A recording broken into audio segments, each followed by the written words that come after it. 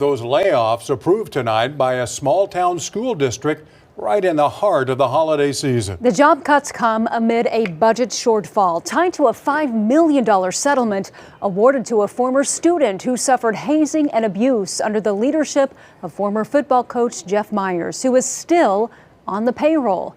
News 4's John Hayes is in Kingfisher. An emotional board meeting here in Kingfisher that some say could have been avoided, but the superintendent says it's time to let the past be the past.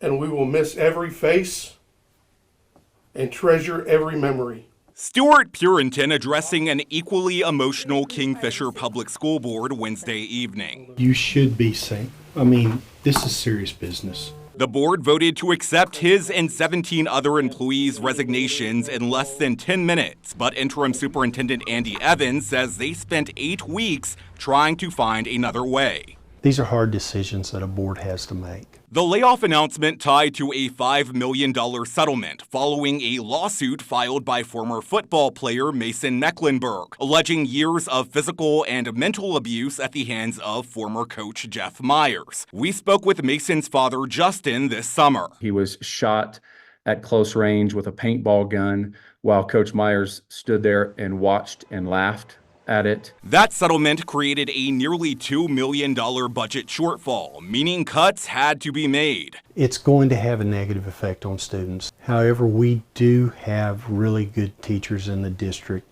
that have moved into new positions to try to help us move through this issue.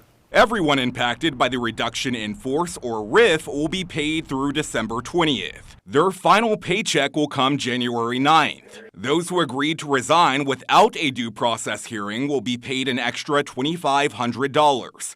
This was the best possible outcome we could have. The Mecklenburgs disagree, saying in a statement in part, quote, "Our family is deeply saddened of the news that members of the KPS staff have lost their jobs due to budget cuts.